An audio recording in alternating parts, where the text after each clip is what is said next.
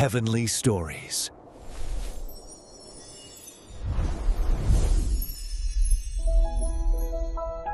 The warm, dusty road stretched ahead, but inside the small home where Marta and Mary lived, the air was already thick with preparation. Marta's hands moved quickly, almost frantically, arranging bread, cleaning surfaces, checking candles, and making sure every detail was perfect. Her brow furrowed as she whispered prayers under her breath, not just for the day ahead but for the one who had come to their home, the teacher whose words could change hearts, whose presence could illuminate even the darkest corners. Mary, on the other hand, sat quietly on a woven mat near the doorway. Her hair caught the sunlight, shimmering like threads of gold, as she leaned forward with wide, attentive eyes. She wasn't concerned with dust or bread or the pressing weight of chores. Her entire being was focused on him, the man who spoke of love and forgiveness, who called out the hidden truths in people's hearts with words both tender and powerful. Marta's movements grew more hurried, her heart pounding with a mix of excitement and frustration. "There's so much to do, so much that needs to be perfect," she muttered, her voice tight. She glanced at Mary, sitting motionless, as if frozen in time, and a wave of irritation swept over her. "Can't she help just a little? Even set the table? Sweep the floor?" The room fell silent as Jesus entered, his gaze sweeping over the sisters. He smiled, not with impatience, but with knowing, seeing beyond the surface of their actions into the core of their hearts. Marta's chest tightened, she wanted to prove her love through action, through service, but the pang of insecurity gnawed at her. Was doing enough? Was it enough for him? Mary's eyes shone, wide and unwavering, as she listened. Every word he spoke seemed to touch her soul, resonating deep inside, forming a quiet rhythm of faith and devotion. She didn't move, didn't fret, didn't try to organize or impress. She simply existed in his presence, letting her heart soak in the wisdom and warmth of his voice. Marta's hands froze mid-motion. She had been so focused on the tasks at hand that she almost missed the lesson unfolding before her. She looked from the bread to the teacher to her sister, and something inside her shifted. Was love truly measured by work and accomplishment, or was there another way, a quieter, deeper way, to express devotion? Jesus' voice broke the tension. "Marta, Marta," he said gently, a soft smile touching his lips. "You are worried and distracted by many things. But only one thing is necessary. Mary has chosen what is better, and it will not be taken from her." Marta's heart skipped a beat. The words lingered, echoing in the room like a gentle bell. She wanted to argue, to defend her tireless work, to say that action was love, but in her chest, she felt the undeniable pull of truth. Mary wasn't idle, she was fully present. She was worshipping, listening, connecting her heart to the source of all love. And perhaps that, more than any bread or dusted shelf, was the offering that mattered most. Mary glanced at Marta, a small, knowing smile on her lips. "He's right," she whispered, though the teacher could hear her. "Sometimes, just being here, listening, loving, that's enough. That's everything." Marta exhaled slowly, the tension in her shoulders easing, though a quiet question lingered. How could she balance the desire to serve with the call to sit and simply be? Could work and worship coexist, or would one always overshadow the other? The room seemed to settle into a sacred rhythm, the golden sunlight wrapping around them, the scent of bread mingling with the warmth of love and faith.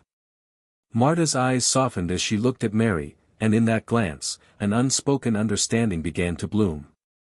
Perhaps this was the start of learning, the first step in discovering that devotion took many forms, and that presence, in its purest sense, might be the greatest gift of all. The morning light spilled into the room, carrying with it the sound of bustling activity outside. Marta moved like a whirlwind, her hands never still. Plates clinked, water simmered, and the scent of herbs filled the air. Every corner of the house bore the mark of her diligence, yet a restless energy tugged at her chest. The weight of responsibility pressed heavily on her shoulders, making her feel both determined and overwhelmed. Mary remained seated, calm and serene, her hands folded gently in her lap. She watched Marta with quiet eyes, aware of her sister's struggle but not rushing to intervene. Instead, she leaned slightly forward, absorbing the words of Jesus as he spoke with the small gathering of visitors. Each phrase seemed to resonate in her soul, a gentle current of peace flowing through her. She was completely present, and yet, her presence felt like an anchor to the storm of activity around her. Marta wiped her brow, muttering under her breath. If only she would help, just a little. The bread won't bake itself, the table won't set itself. Her words, though directed at Mary, carried a deeper frustration, an unease about whether her efforts were enough. Every task she completed felt like a measure of her love, and the thought that anyone, even her beloved sister, might neglect service felt unbearable. Jesus noticed Marta's tension, the furrowed brow, the tightness in her jaw. He walked over, pausing for a moment as if giving weight to the world around them. "Marta," he said softly, "you are worried and distracted by many things. But there is a better path, a path not measured by effort alone, but by the heart. Mary has chosen that path, and it will not be taken from her." Marta's hands stilled. The words resonated, echoing in the room, mingling with the aroma of bread and the soft flicker of candlelight. She wanted to argue, to prove that doing was as valuable as listening, that love could be measured by effort. But a quiet doubt began to form, a seed of understanding she hadn't expected. Mary's eyes met hers, and in that glance, a gentle encouragement. "Sometimes," she whispered, "just being here, listening, letting your heart open, that's enough. That's everything he wants." The moment lingered, suspended between the clatter of dishes and the warmth of the sun. Marta exhaled slowly, a mixture of relief and confusion washing over her. Could devotion truly exist in stillness as well as in action? Could service and worship coexist without one overshadowing the other? Her mind raced with the thought of the day ahead, more tasks, more demands, more chances to prove herself through work. Yet, for the first time, she felt a stirring of curiosity about the quiet power of presence.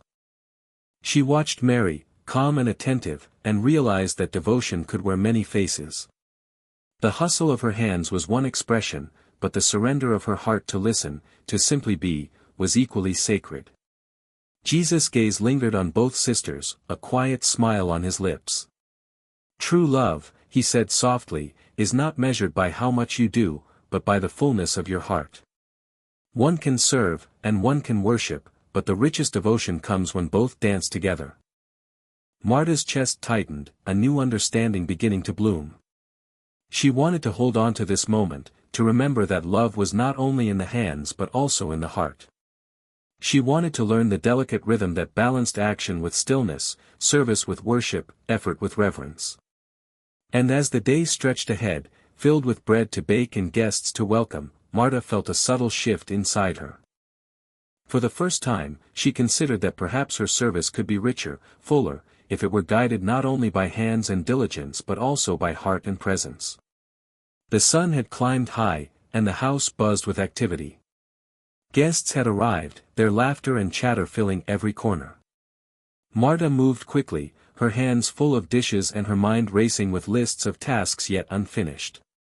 Each action was precise, each movement purposeful. But beneath her efficiency, a tension simmered, an anxious question gnawed at her heart: could she truly serve others and still honor the quiet call of worship? Mary sat nearby, her presence a calm contrast to the whirlwind of Marta's activity.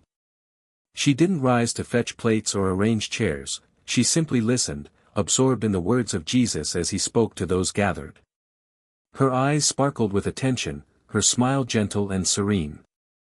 She had discovered a freedom Marta had not yet fully embraced, the freedom to simply be in his presence, to let the heart lead where the hands might follow. Marta's frustration began to build. She wiped her hands on her apron, her movements sharp and impatient. "Mary," she called softly, trying to mask the sharp edge in her voice, "could you help me with the table?" But Mary remained seated, her gaze unwavering, focused entirely on Jesus. Jesus turned to Marta, sensing the storm within her. "Marta, you worry about many things," he said, his voice both firm and tender. But there is only one thing that is necessary. Do not let the urgency of your tasks blind you to the importance of presence. Mary has chosen the better part, and it will not be taken away from her.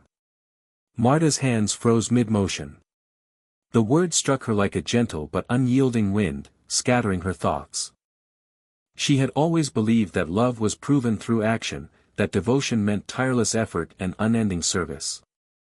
Yet here was a reminder that the deepest love could also be expressed in stillness, in attentive listening, in the quiet surrender of the heart.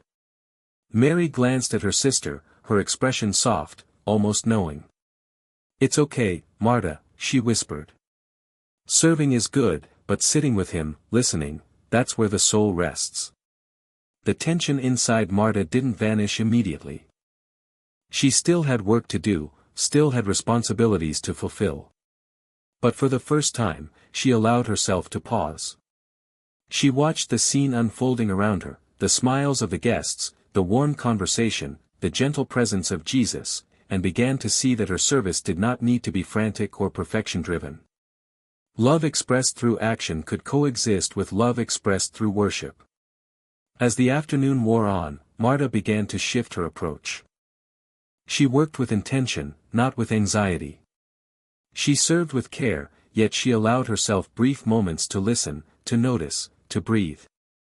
Each pause felt like a small liberation, a gentle balancing of her heart's desire to do with her heart's need to be. The house, once filled with tension and clamor, began to hum with a different energy, a harmony of action and attention, work and worship, service and presence. Marta realized that devotion was not a measure of motion alone, nor of stillness alone, but of the integration of both. By evening, Marta approached Mary, kneeling beside her. "I think I understand now," she said quietly. "It's not about doing more, it's about giving my heart fully, whether through work or through listening." Mary smiled, reaching for her sister's hand. "Exactly," she said.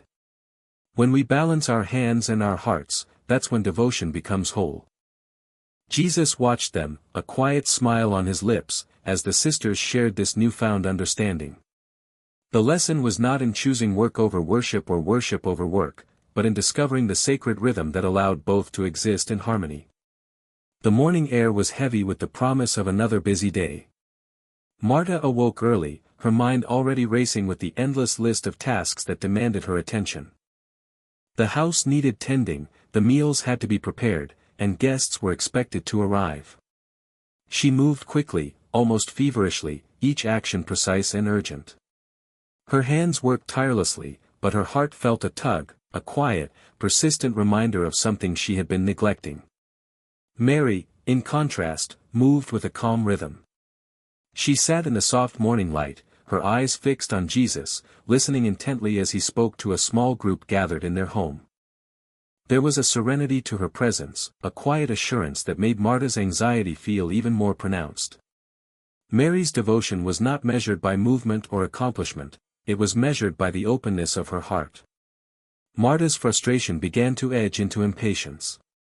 "Why does she sit there while I do everything?" she muttered under her breath, the words carrying both longing and guilt. She wanted to prove her love, to show that her service mattered. Every dish washed, every crumb swept, every task completed was her way of honoring him. Yet now, the pull of doubt pressed against her chest. Could it be that her endless effort wasn't enough? Jesus noticed Marta's agitation and walked over, his presence calm yet commanding attention. "Marta," he said gently, "you are worried and troubled about many things. But there is a better way, one that does not rely solely on your hands, but on your heart. Mary has chosen what is necessary, and it will not be taken from her." Marta paused, hands gripping the edge of the table as her breath caught. The words settled over her like a cool breeze, softening the tension in her shoulders. She wanted to argue, to insist that action was proof of love, yet deep down she felt the undeniable truth in his voice. Mary's choice was not laziness, it was devotion, pure and unadulterated, expressed through attention and presence rather than motion. Mary looked at Marta with gentle eyes, her smile encouraging. "It's okay, Marta," she said softly. "Serving is important, but being here, listening, letting your heart rest in his words, that's where the soul truly finds peace. Marta exhaled slowly, a mixture of relief and uncertainty washing over her. She realized that love, true love, could not be measured only in action. The rhythm of service needed to be balanced with the rhythm of worship, her hands needed to follow the guidance of her heart, not just the pressures of duty. But the challenge was immediate. The guests began to arrive, bringing with them chatter, requests, and expectations. Marta felt the old tension rising, a familiar pull to do more, to control, to ensure perfection. Yet now, with the memory of Jesus' words echoing in her mind, she hesitated. Could she serve without losing herself in the whirlwind of tasks? Could she honor both duty and devotion at the same time? She took a deep breath, letting the sound of laughter and conversation fill her senses. With deliberate steps, she approached the tasks, but this time she moved with awareness, not panic. She listened, she smiled, she interacted, all while keeping a quiet space in her heart for the presence of Jesus. Each act of service was no longer frantic, it was intentional, a dance between action and attention, service and worship. By midday, Marta felt a subtle transformation. The weight of responsibility was still there, but it no longer pressed on her like a mountain. She had discovered a rhythm, a sacred balance that allowed her hands to work without her heart being consumed by worry. She glanced at Mary, who met her gaze with warmth and understanding. Together, they embodied two sides of the same devotion, one active, one still, both whole. Jesus watched silently, a quiet smile of approval on his lips, as Marta learned the profound lesson that service and worship were not rivals, but partners in the dance of love. The late afternoon sun poured golden light across the room, catching dust motes like tiny stars floating in the air. Marta paused mid-step, her hands still busy with serving dishes, her mind caught in the tug-of-war between duty and devotion. She had spent the day rushing, moving from task to task, yet a quiet whisper inside her chest kept calling, remember to pause. Remember to be present. Mary sat nearby, calm as ever, her eyes fixed on Jesus as he spoke to a small gathering of friends. Each word seemed to settle into her soul, forming a rhythm of peace and devotion that contrasted sharply with Marta's flurry of motion. Yet today, something was different. Marta noticed it, a gentle pull toward the stillness Mary embodied, a recognition that this quiet presence was as essential as the bread she labored to prepare. Frustration threatened to surface. Marta clenched a dish towel tightly, wanting to snap at her sister for sitting while she worked. But then she remembered Jesus' words from earlier, one thing is necessary. Mary has chosen what is better. The echo of his voice softened her heart, reminding her that devotion could take many forms, and that her service did not exist in isolation from worship, it could coexist. Marta's eyes met Mary's, and in that gaze, a silent understanding passed between them. I get it now, Marta whispered under her breath, a mixture of awe and relief in her voice. She had spent so long believing that love was proven solely through action, but now she saw the fuller picture. True devotion was not just what you did, but how you aligned your heart while doing it. Jesus approached Marta gently, his eyes filled with warmth. Marta, he said softly, you see now that serving with a heart that is present is greater than perfect work done without love. Balance is not found in choosing one over the other, but in allowing both to coexist.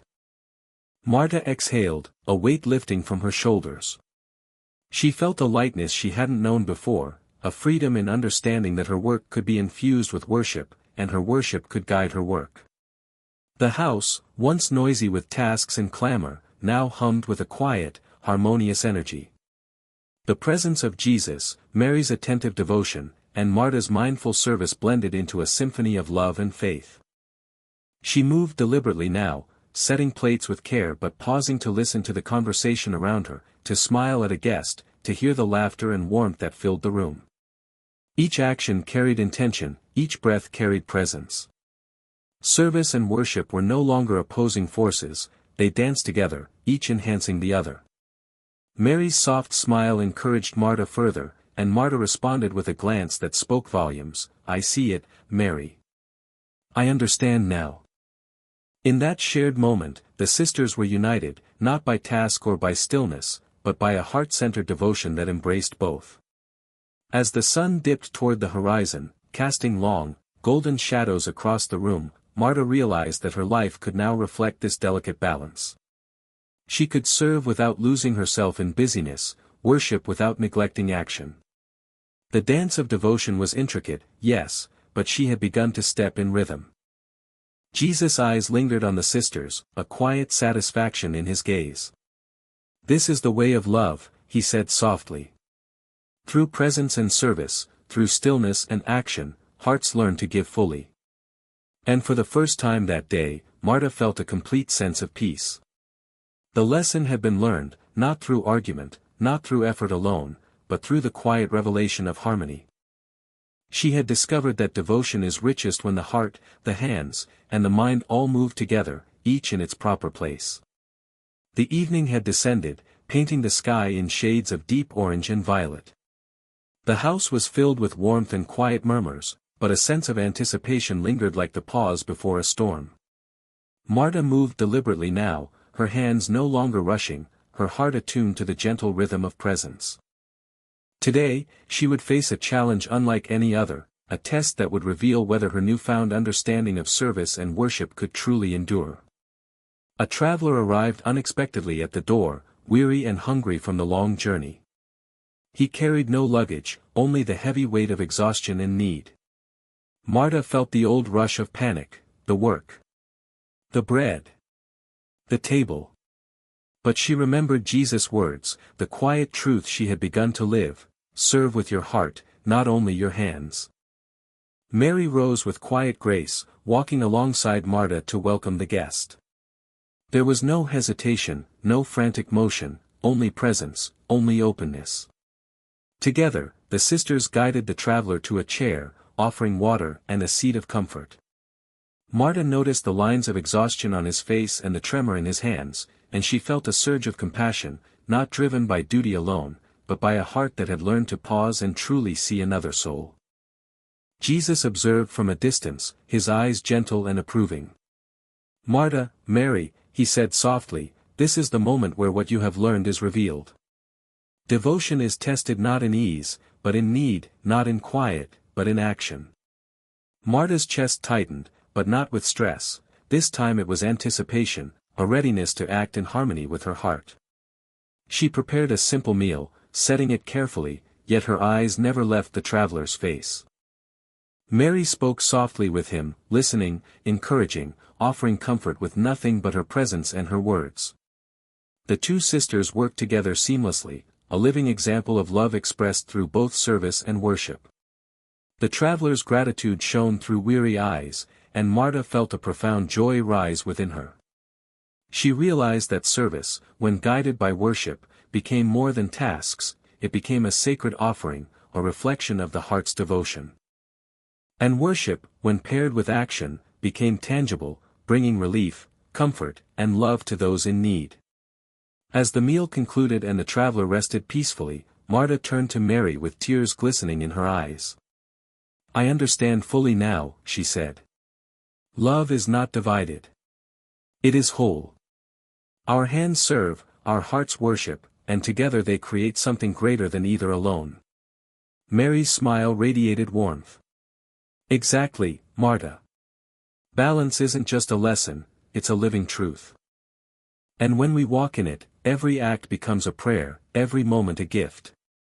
Jesus approached, placing a hand gently on each sister's shoulder. "You have learned well.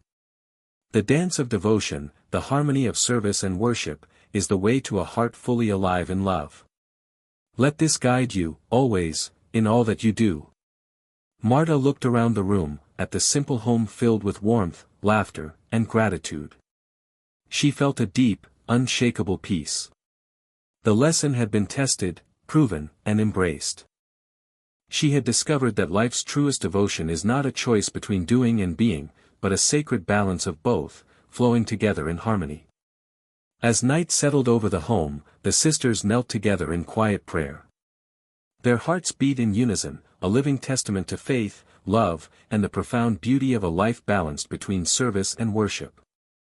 And in that quiet, golden moment, they knew that no matter the tasks, no matter the trials, their devotion, whole, undivided, and harmonized, would never be taken from them.